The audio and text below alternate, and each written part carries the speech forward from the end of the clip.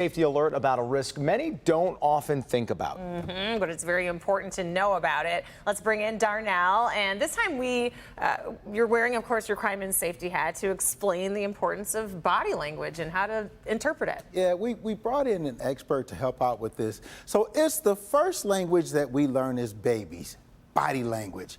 It can reveal a lot more than just someone's words, and it can even help you identify a possible threat.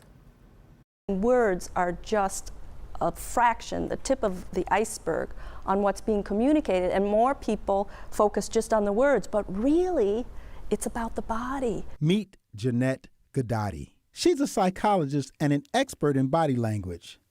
Jeanette believes it's important to know what to look for when it comes to a possible threat and to help avoid becoming a victim. From head to toes, the body always shows the truth. Words may say one thing, but if the body says something else, what are you going to believe? Believe the body. Jeanette says follow these 3 steps. First, attune. Attune yourself to what's going on. Pay attention. Put down the phone.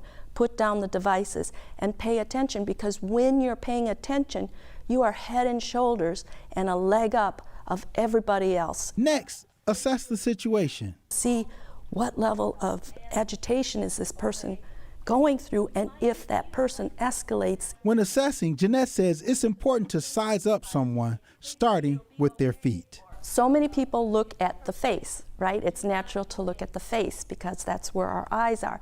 But people who are trained in body language and law enforcement look at the feet first, because the brain is telling the feet through the nervous system where to take the entire body. Let's say somebody's feet are pointed at you. That means you are their prime attention. If it looks like someone's coming right towards you, see what their hands are doing next. Possibly grabbing of their body parts or wringing of their hands or shaking, maybe sweat or perspiration off their hands.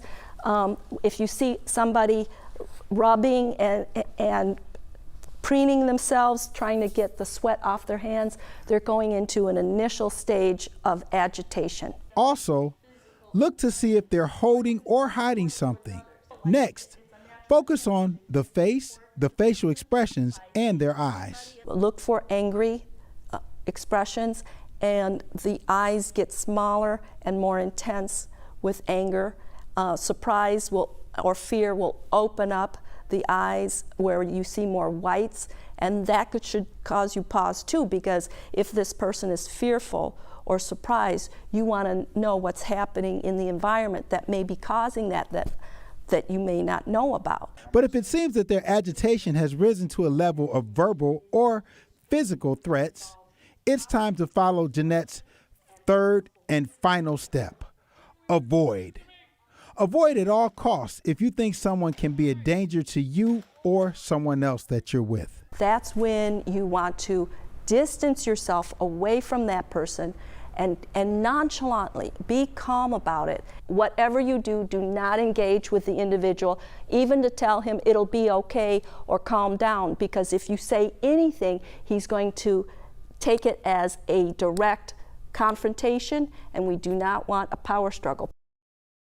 Yeah, and of course, if you think you yourself or somebody's in danger, call 911. And coming up at our next hour at 6 a.m., we're going to talk or show you more body language that makes you people an easy target and how to avoid being an easy target. So we're bringing Jeanette in studio, which is a cool thing, and we'll do a demonstration. It works later. Both ways, right? You want to spot it and the language you exude. Exactly, which is a big key to being safe. I thought it was interesting what she said about watching the feet and referencing law enforcement. Is that something you're trained to do? Hands first for us, but the feet are a good indicator of what people are going to do, but hands first is I've always looked at lips. I always feel like if somebody's upset, they do one of these.